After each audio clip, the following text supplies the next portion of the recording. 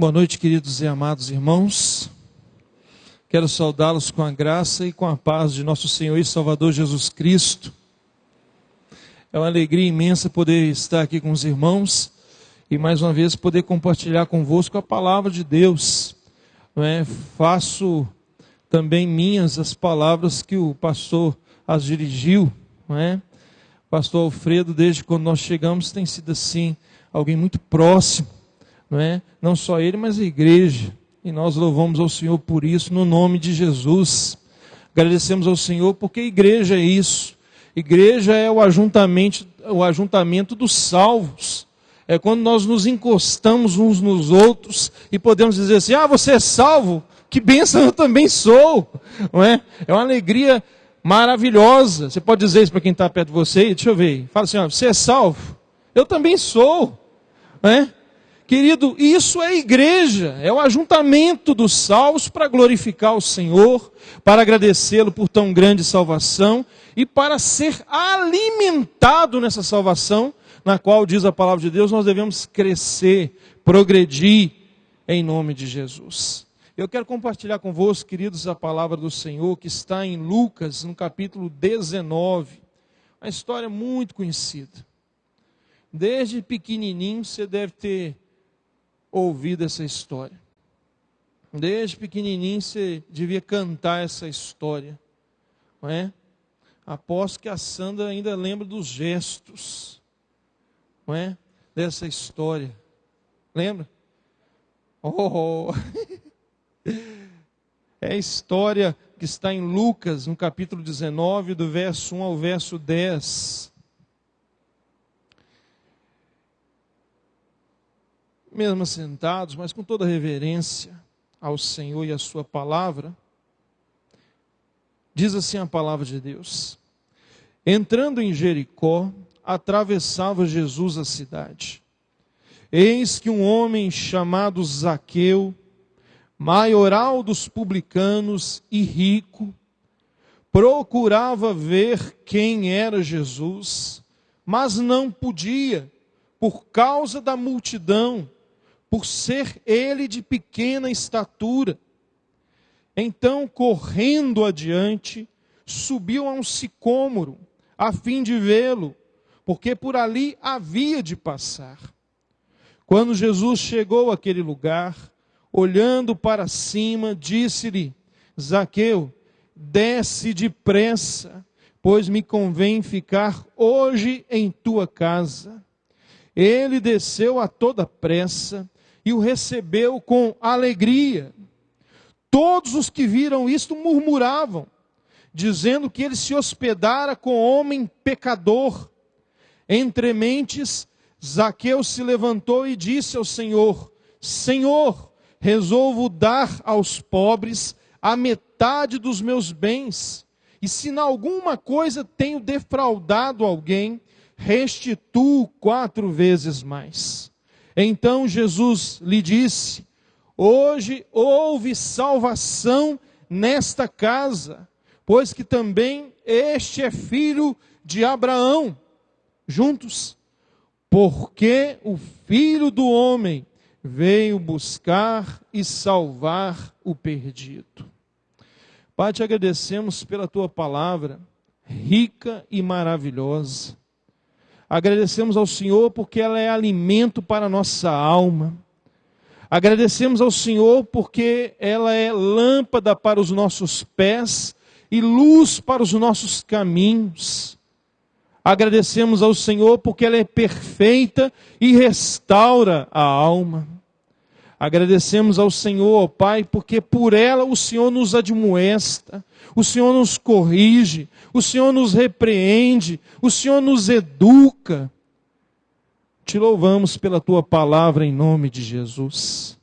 E por ela ao Senhor suplicamos, fale ao nosso coração, abençoe a nossa vida, aumente a nossa fé, quebranta-nos, ó Pai, para que dia após dia possamos te servir melhor, com mais fidelidade, com mais amor, nos preparando para o grande e maravilhoso dia em que encontraremos com o Senhor eternamente.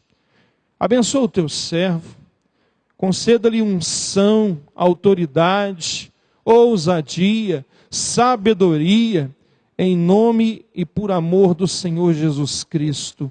Amém e amém.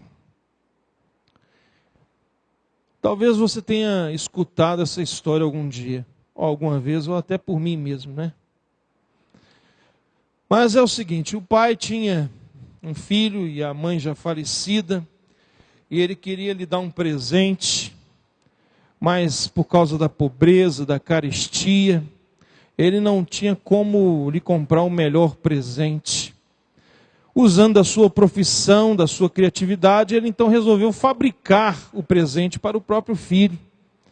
Resolveu fazer um caminhão de madeira. E usando do melhor da sua profissão, da sua criatividade, pegou alguns pedaços de madeira, martelo, prego e começou o trabalho. Fez um lindo caminhãozinho. Depois ele pintou o caminhãozinho de várias cores. Deixou o caminhãozinho bem colorido, da maneira que ele imaginava que mais surpreenderia o seu filho. Então ele deixou o caminhãozinho assim perto da cama. O filho estava dormindo ainda. Ele então ficou por detrás da porta, aguardando aquele momento em que o filho acordasse, não é? E aí tem aquela sensação gostosa, né, de ver o filho recebendo presente e tudo. E ficou aguardando. Enfim, o filho acordou.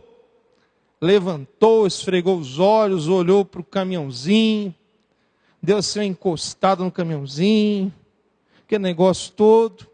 Aí o pai já não aguentava mais, então o pai ali se apresentou, esperando,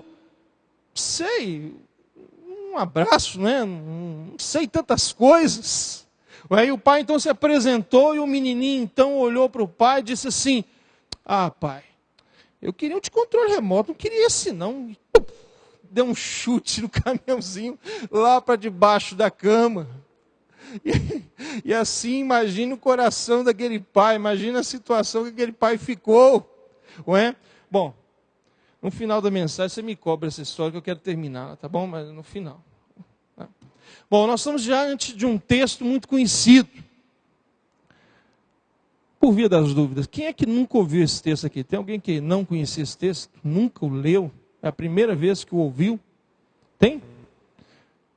Obrigado pela sinceridade. Obrigado. É que tem uns que... Não, eu já. Nunca, né? Mas aí, para não contrariar. Bom, de qualquer maneira, nós estamos diante de um texto muito bonito. Um texto forte. Um texto, além de forte, além de bonito, muito significativo. Mas eu ainda tenho uma outra característica para esse texto. Além de forte, além de bonito e além de muito significativo, um texto muito mal compreendido. Diga-se de passagem. Bom, por vários motivos.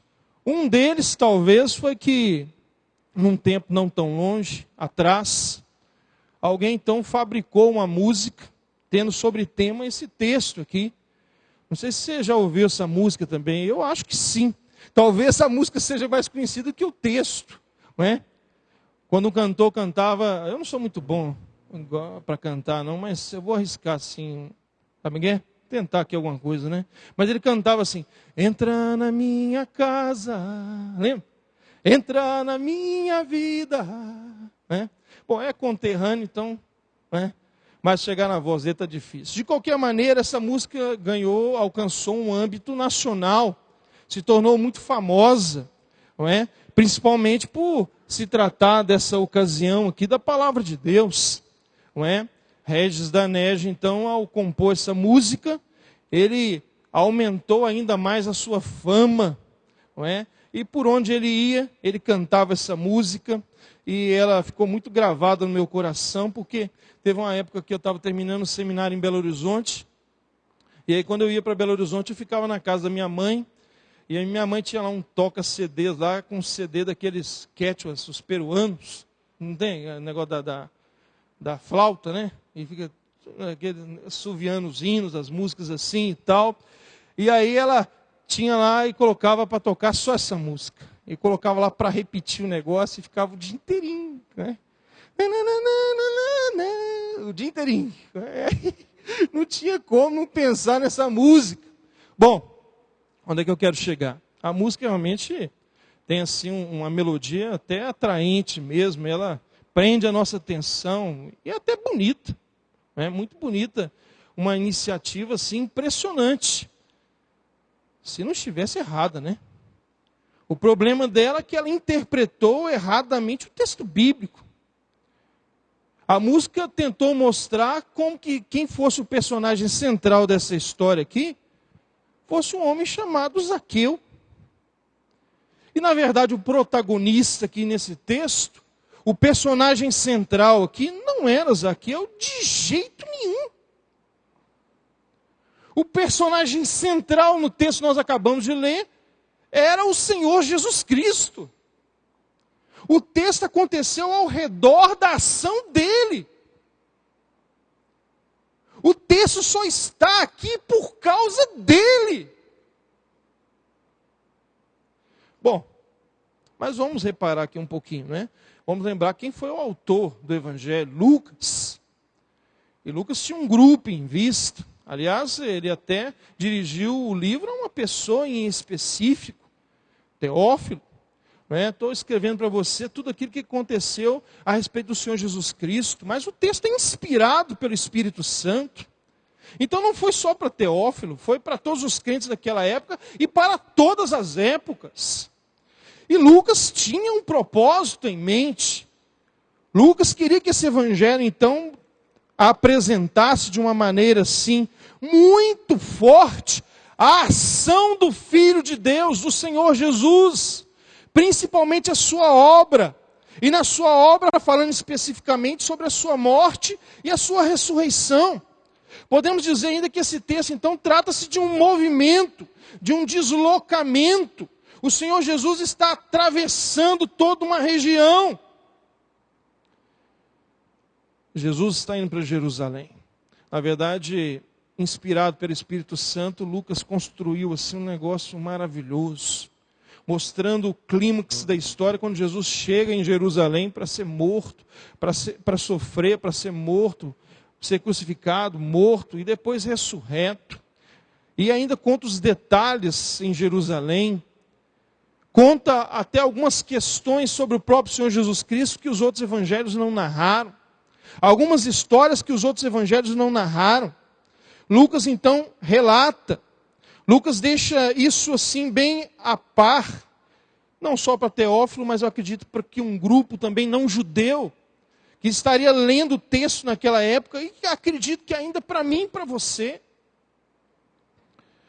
Lucas então aqui coloca o seu principal interesse pela história da salvação. A história que Deus realizou em Jesus para trazer a salvação aos pecadores. Lucas, por exemplo, diferente dos outros evangelhos, dá um certo destaque, não é? Para algumas pessoas que pelos judeus eram banidas do mercado.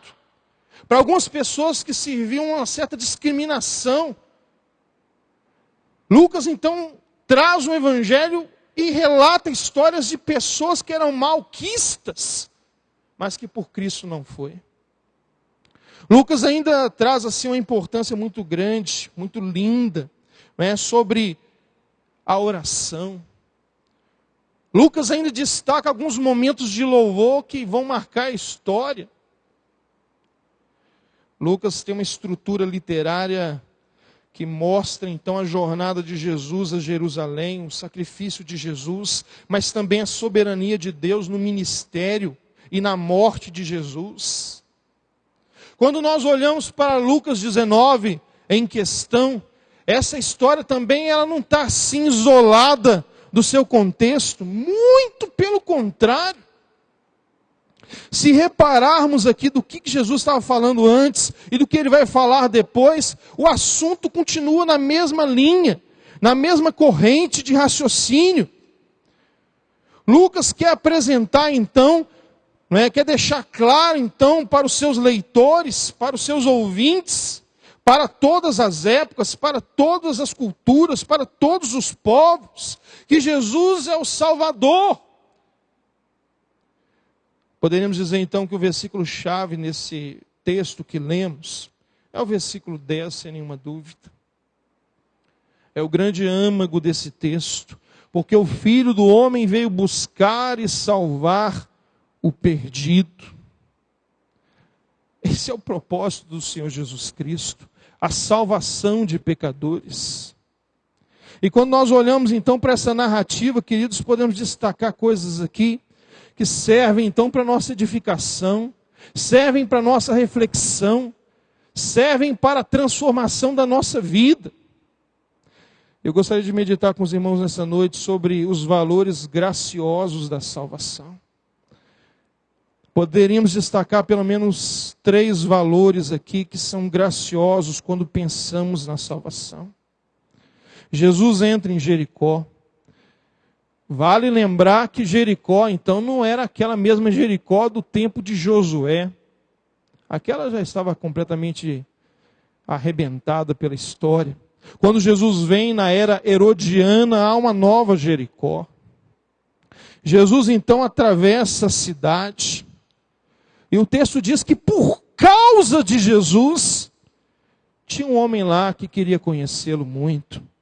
Zaqueu. Aliás, Zaqueu é um nome interessante, não é? Zaqueu é uma espécie de um apelido, não é? Derivado da palavra Zacarias. Então, Zaqueu, pronto, ficou. Não é? É um apelido, então, Zaqueu. Diz o texto que então ele era o maioral dos publicanos. Outra coisa curiosa, em nenhum dos evangelhos essa expressão existe, maioral dos publicanos, só aqui. Maioral dos publicanos, cabe lembrar então, vale lembrar, que publicanos eram os cobradores de impostos para o Império Romano. Zaqueu era o chefe dos cobradores de impostos. E diz o texto uma outra característica, e rico. Bom, aí já então dá uma dica impressionante para o contexto. Que se você olhar no contexto anterior aí, você vai ver que Jesus tinha conversado com um jovem rico. Um jovem rico que então, cheio de uma lábia extraordinária, chega para o Senhor e o Senhor, o que eu vou fazer para ser salvo? Ó, o assunto mesmo. Que é só guardar os mandamentos aí, fazer tudo isso. Não, isso aí eu já, tranquilo. Eu observo todos os mandamentos, tudo que está lá eu cumpro. E Jesus disse, então nada te falta mais, meu filho. Vamos fazer o seguinte, você vende o que você tem, dá para os pobres, vem e segue-me.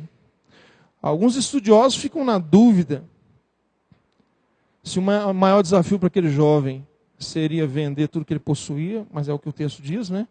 Ele se entristeceu porque possuía muitos bens. Ou se o maior desafio para ele era seguir a Jesus. O fato, então, é que ele saiu, foi embora triste.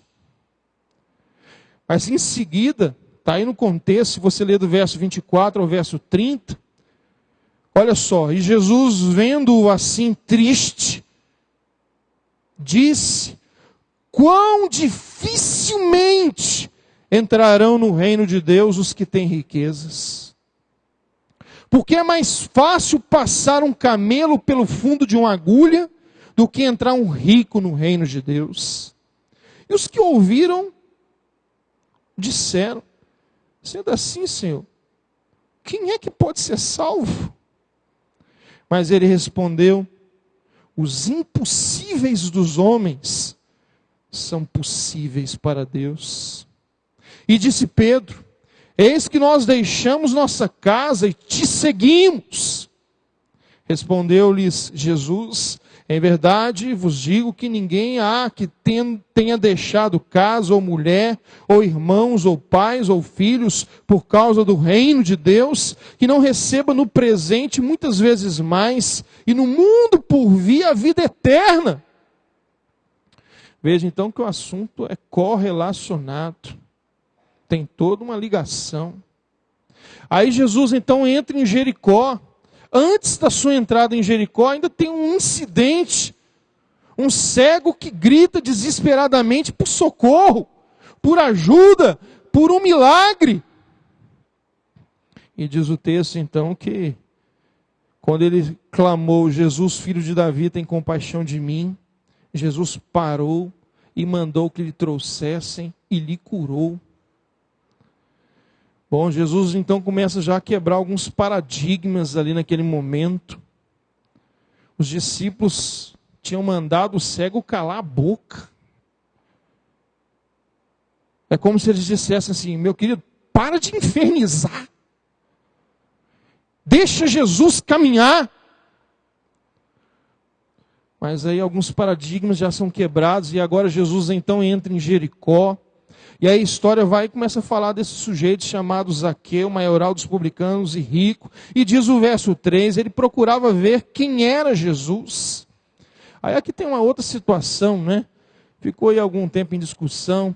A tradução Revista e Atualizada decidiu a situação por dizer assim, por ser ele de pequena estatura. Aí decidiu mais ou menos, né? Ficou aqui aquela questão de tradução. Se ser pequena estatura se referia a Zaqueu ou se referia a Jesus. Ficou essa briga, né? Só que Jesus que era baixinho na história e Zaqueu não conseguia, porque tinha uma multidão e tal. Mas aí depois entenderam que não, Jesus não era, não é? Jesus não era, se tratava de Zaqueu, e aí deram fim nesse dilema. Mas o caso que ainda tinha isso, tinha muita gente. Não era só Zaqueu que queria ver Jesus, tinha muita gente querendo ver Jesus. E aí diz o verso 4, então, que ele tomou uma atitude inusitada. E é o que mais nos prende na atenção dessa história, foi essa atitude que ele tomou. Não é? Ele corre adiante, diz o texto, ele subiu a um sicômoro, uma árvore muito conhecida da época, mas que se você for em Jericó hoje, você encontra essa árvore por lá ainda. Ou essas árvores, né? Não diga mesmo. Mas planta comum naquela época, que estava ali pelas ruas, de um lado e do outro, para fazer sombra. Não é? E aí então, queridos, diz o texto que Zaqueu subiu numa árvore dessas, a fim de vê-lo. Porque ele então calculou que por ali Jesus deveria passar. E aí diz o texto no verso 5, quando Jesus chegou àquele lugar, olhando para cima, disse-lhe: Zaqueu, desce depressa, pois me convém ficar hoje em tua casa. Ele desceu a toda pressa e o recebeu com alegria. Depois a gente volta aqui. No verso 7 diz, todos os que viram isso murmuravam, dizendo que ele se hospedara com um homem pecador. Bom, aqui então outro paradigma quebrado. Jesus tinha acabado de dizer que a coisa mais difícil que tinha um rico entrar no reino dos céus, agora Jesus entra na casa de um rico.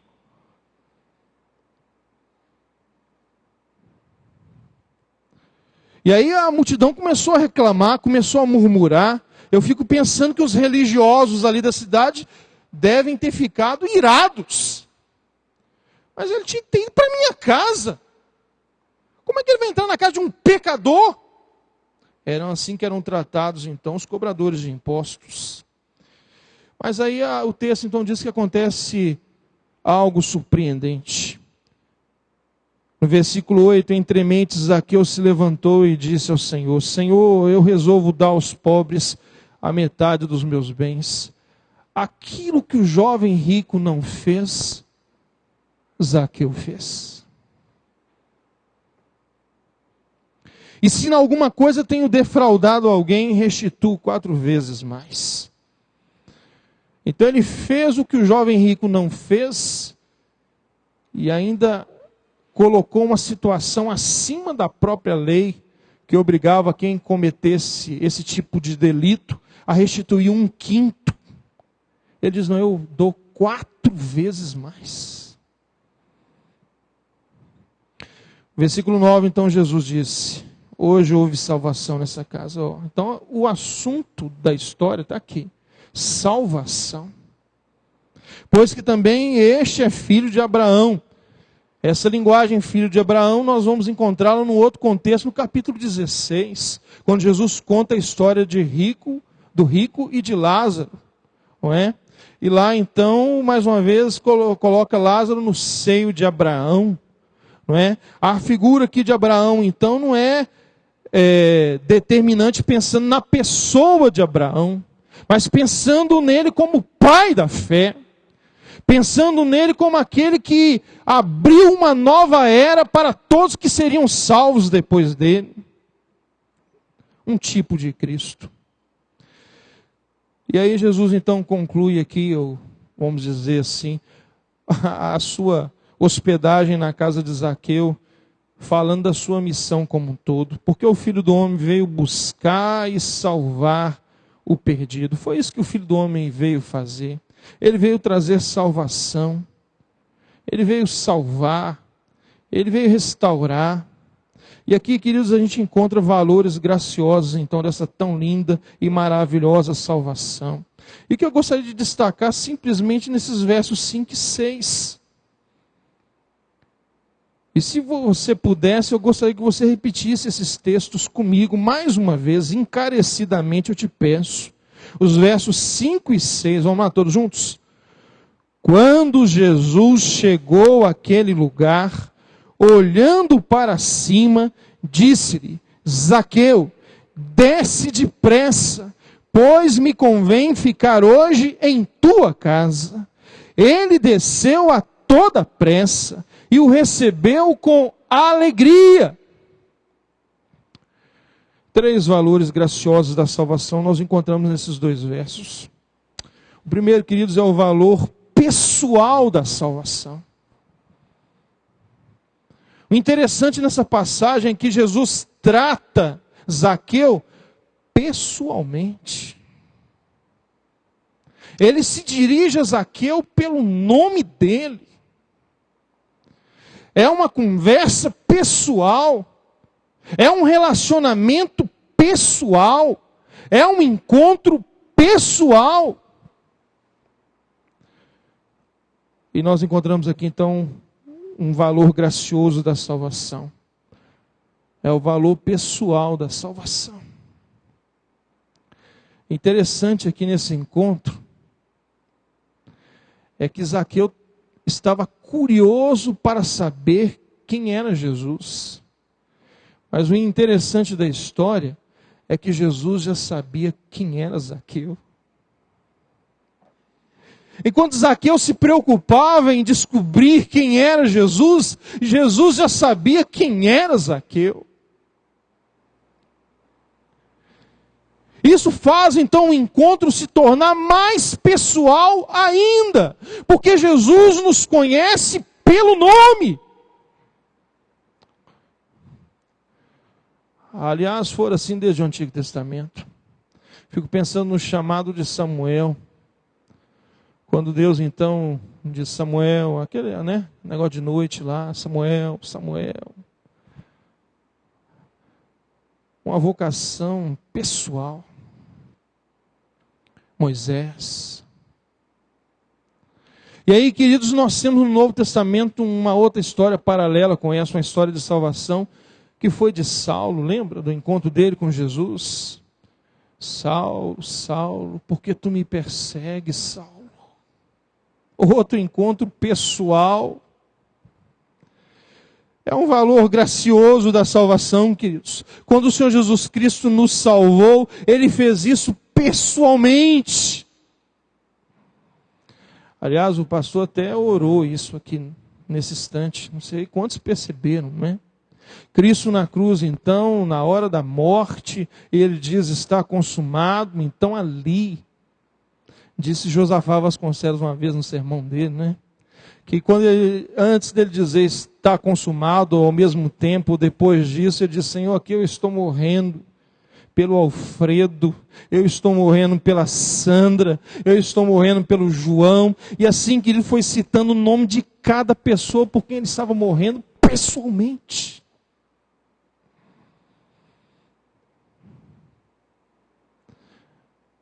É o valor pessoal da salvação. Mas ainda encontramos um outro valor nesse texto. É o valor urgente da salvação.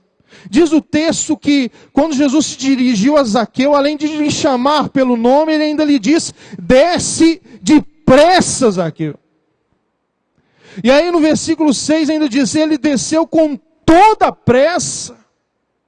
É interessante que o termo no grego aqui dá a ideia de que quase que ele se jogou da árvore. É um outro valor muito bonito da salvação, muito gracioso. O valor urgente da salvação, mas aqui não está na questão física da pressa. Aqui não está na questão moral dessa pressa. Aqui está numa questão espiritual. Poderíamos dizer que o que Jesus está colocando para Zaqueu é o seguinte: Zaqueu, é uma questão de prioridade, Zaqueu. Zaqueu, é uma questão de obediência, meu filho. Zaqueu, é uma questão de mudança de propósitos. Talvez o seu propósito fosse a curiosidade, mas agora é a oportunidade, meu filho.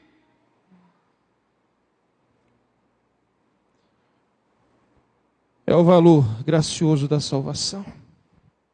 Quem sabe a música pudesse até ser adulterada, vamos dizer assim, né? Quando tem aquela partezinha que diz assim, né? Como Zaqueu, eu quero subir, não é? Tem assim, o mais alto. Aí podia fazer um arranjo e colocar assim: como Zaqueu, eu quero descer o mais rápido que eu puder. Ia ficar melhor, não é um negócio assim, pelo menos mais bíblico que ia ficar, não é? Porque, queridos, ali houve uma urgência.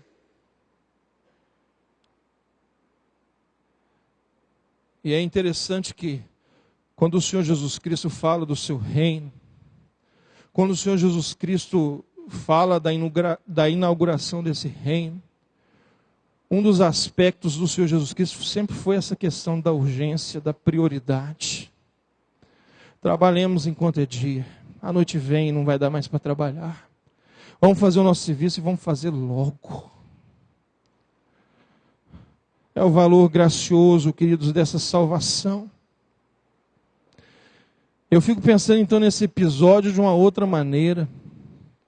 Quando Jesus chamou aquele pobre coitado em cima daquela árvore, que queria ver como que era esse Jesus. De repente, queridos, ele é desafiado pelo próprio Cristo. Zaqueu, desce, mas desce agora. Hoje eu vou lá para a sua casa. Eu diria que o que eu imagino é que para Zaqueu ele perdeu o chão. E aqui me leva a uma terceira e última consideração: o valor gracioso da salvação. Além de ter um valor pessoal, além de ter um valor urgente, o mais bonito dessa história, queridos, é o valor irresistível da salvação. O texto diz que Zaqueu não apenas obedeceu, não apenas aproveitou a oportunidade, mas diz que Zaqueu desceu com toda a pressa e o recebeu com grande alegria. Nessa hora, queridos, nos parece que Zaqueu estava encontrando algo, a coisa que ele mais buscava em toda a sua vida. E agora não tratava mais de curiosidade, tratava-se de satisfação.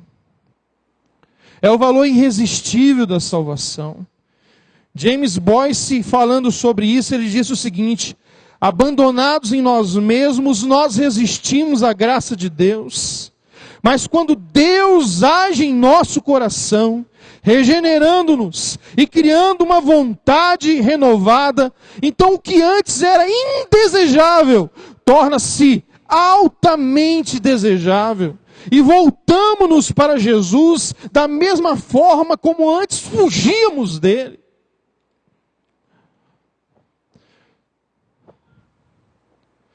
A nossa confissão de fé traz uma palavra bonita sobre isso também. Diz que Deus salva os crentes iluminando os seus entendimentos espiritualmente, a fim de compreenderem as coisas de Deus para a salvação. tirando-lhes os seus corações de pedra e dando-lhes corações de carne, renovando as suas vontades e determinando-as pela sua onipotência, para aquilo que é bom e atraindo-os eficazmente a Jesus Cristo, mas de maneira que eles vêm muito livremente, sendo para isso dispostos pela sua graça. E John Piper ainda fez um comentário, pensando agora nessa graça irresistível. A doutrina da graça irresistível não significa que toda influência do Espírito Santo não pode ser resistida. Eu repito, a doutrina da graça irresistível não significa que toda influência do Espírito Santo não pode ser resistida. Significa que o Espírito Santo pode sobrepujar toda resistência e tornar sua influência irresistível. Foi o que aconteceu com o nosso querido Zaqueu. Ele queria apenas ver. Não tinha revista naquela época, não tinha televisão, não tinha jornal. Só tinha os comentários. Tem um homem aí que diz que faz milagres impressionantes. Tem um homem aí que diz que ensina como quem tem autoridade. E aí, queridos, eu imagino que essas palavras, ao entrar nos seus ouvidos, já era todo um trabalho do Espírito Santo na vida dele. E ele diz assim: se eu pudesse pelo menos ver a cara desse homem para saber quem é, para contar depois. Vai que ele nunca mais volte para Jericó. E a palavra diz, queridos, que esse encontro transformou a sua vida completamente. Por isso que nós temos aqui, queridos, o valor irresistível da salvação. Porque a salvação é o melhor presente que o ser humano pode ganhar em toda a sua vida.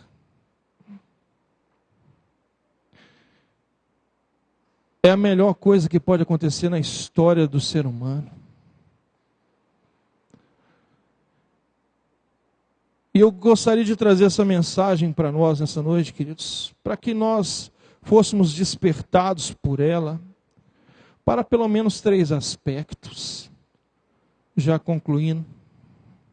O primeiro seria para você que, quem sabe, veio aqui nessa noite, como Zaqueu que estava querendo subir uma árvore. E quem sabe ao ouvir essa mensagem, quem sabe ao participar do culto, o próprio Senhor Jesus Cristo se apresentou a você pessoalmente.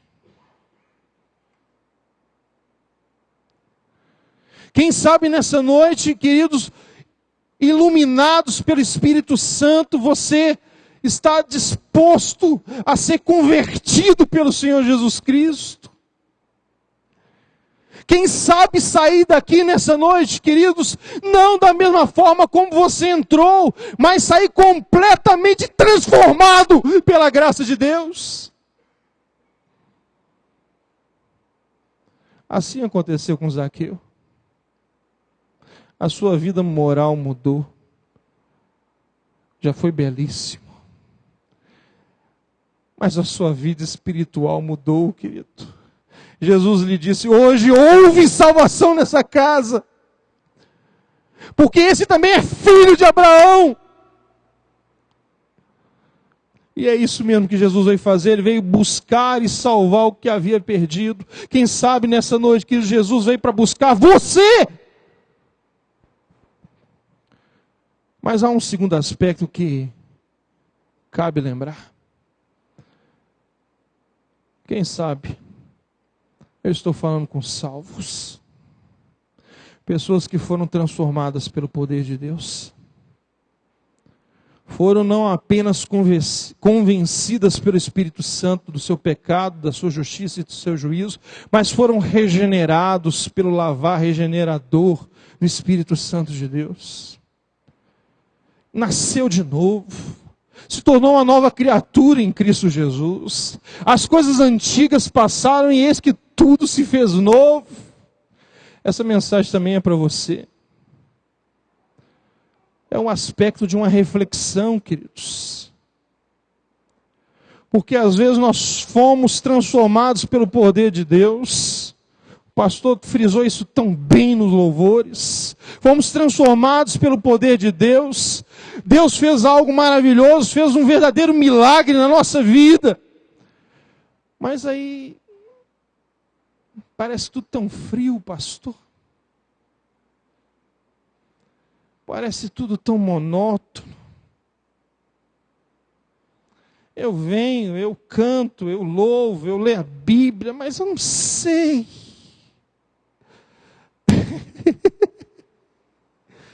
Não, eu dizimo, pastor. Eu sou um crente, eu não vou dizer tão fiel, mas eu sou mais ou menos fiel. Mas aí a vida, queridos, desculpe o termo que eu vou usar aqui, está uma porcaria.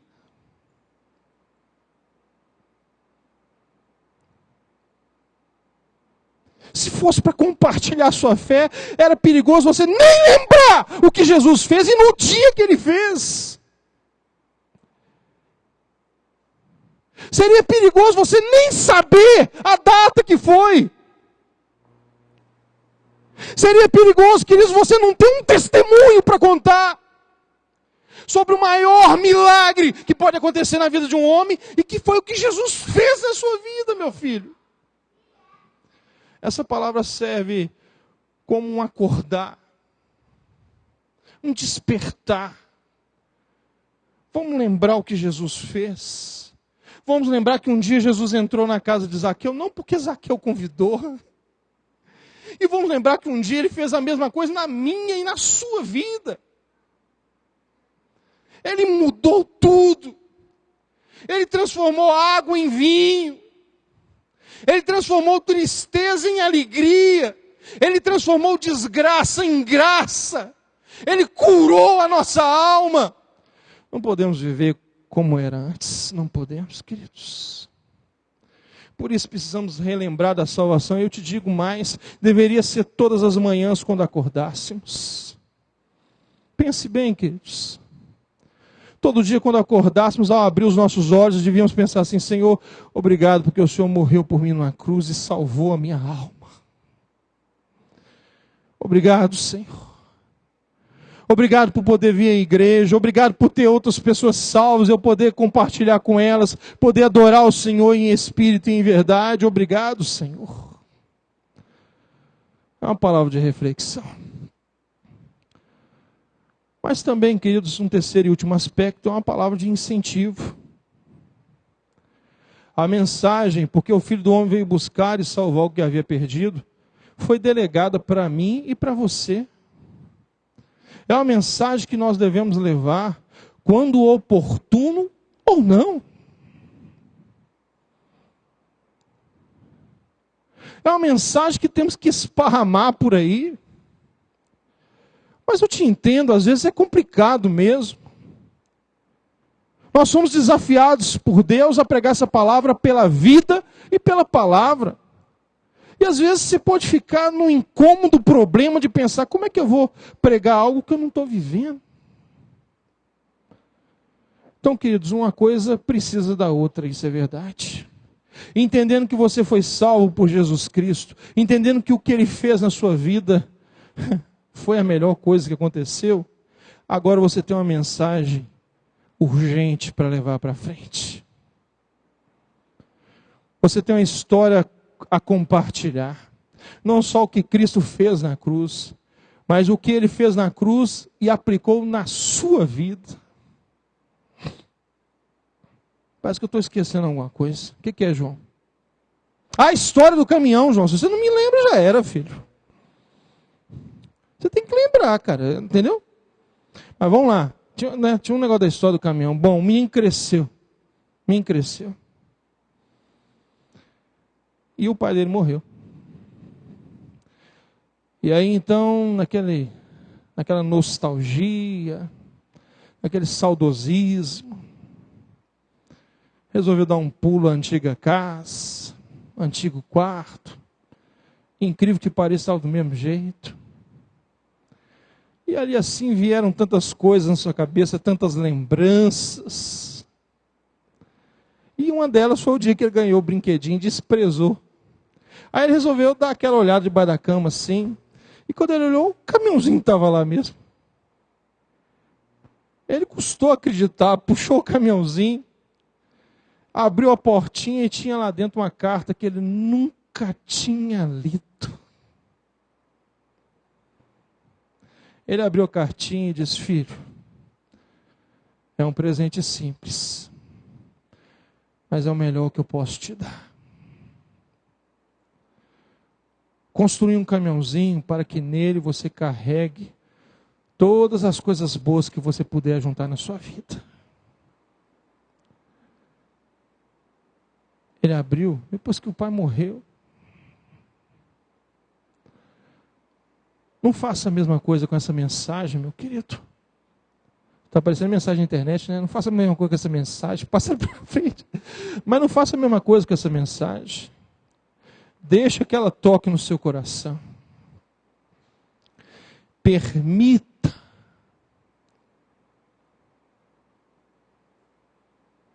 que ela possa despertar em você aquilo que Jesus já fez. E agora aquilo que você precisa fazer. E para você que, quem sabe, está recebendo hoje Jesus como seu único e suficiente Salvador, abra o presente, pelo amor de Deus. É a palavra que o pastor gostaria de deixar para a sua vida nessa noite. E que Deus possa completá-la no seu coração em nome de Jesus. Vamos cair em pé para nós orarmos. Convidar o pastor Alfredo para fazer essa oração. Quero agradecer aos queridos, ao pastor, pelo convite. E que Deus te abençoe no nome de Jesus. Senhor Deus e Pai, nós queremos louvar o Teu nome nesta noite. Por algumas preciosidades que foram trazidas à nossa mente. Ó Deus, nós Te louvamos porque o Senhor nos escolheu. E o Senhor nos conheceu antes da fundação deste mundo. E nós Te louvamos porque fomos chamados pelo nome. E quando Jesus estava naquela cruz, certamente o Senhor lembrou de cada um daqueles que escolheu e predestinou para a salvação. Nós Te louvamos porque a morte de Cristo foi objetiva. Cristo não morreu por todo mundo, Cristo morreu pelos eleitos de Deus. Cristo morreu por aqueles que se tornariam filhos do Senhor. E nós Te louvamos porque a obra de Cristo não foi em vão, a morte de Cristo em momento nenhum foi em vão, porque por aqueles que Cristo morreu, certamente, estes virão ao Pai. E nós Te louvamos, ó Deus, porque isso também nos fez lembrar de uma verdade tão profunda, a graça irresistível de Deus. Porque quando o Espírito Santo, em sua santa vocação, ele abre a mente e o coração do pecador, fazendo com que ele, antes morto em seus delitos e pecados, agora passe a compreender esta mensagem. Certamente, ó Deus, não há como resistir esta graça, não há como resistir este amor, não há como resistir esta salvação. Obrigado, ó Pai, porque para nós que já fomos alcançados pelo Senhor, isto aumenta a nossa alegria e o nosso amor para contigo. Porque éramos miseráveis, o Senhor não viu nada em nós, mas nos escolheu para si. E ó Deus, eu rogo também para que o Teu Espírito Santo esteja tocando no coração daqueles que ainda não têm Jesus como Senhor da sua vida. E que eles de fato compreendam esta mensagem. E entreguem a sua vida ao Senhor, sabendo que esta mensagem também está falando da eternidade, da vida após esta vida. E pedimos, ó Pai, para que não saia daqui nenhum pecador, nenhum depravado, sem antes ser transformado poderosamente pela tua mão, através de Cristo Jesus. E ó Senhor, quanto àqueles crentes que perderam a alegria da salvação, ó meu Deus, toca-o com teu Espírito Santo nesta noite, que eles se apercebam que perderam a alegria da salvação porque estão se apegando às coisas deste mundo, porque a alegria deste mundo se torna maior do que a alegria do Senhor. Mas que eles deem um basta nisso e digam para si mesmos: não, Senhor, a minha maior alegria é Cristo, a minha maior alegria é o Senhor. De fato podemos usufruir das benesses deste mundo que vem das tuas mãos, mas nada pode superar a alegria da salvação, nada pode superar a centralidade de Cristo em nós.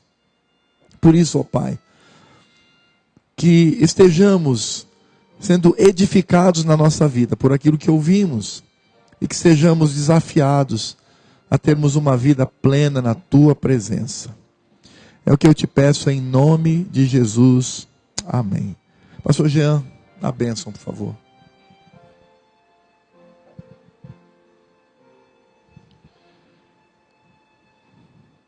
Querido irmão e amigo, que o amor de Deus, o nosso Pai, que a graça maravilhosa e surpreendente do Senhor Jesus, que a comunhão, a unção e a consolação do Espírito Santo seja sobre a sua vida, meu querido, seja sobre a sua família, seja sobre a vida de todos os salvos espalhados sobre essa terra, hoje e para todo sempre.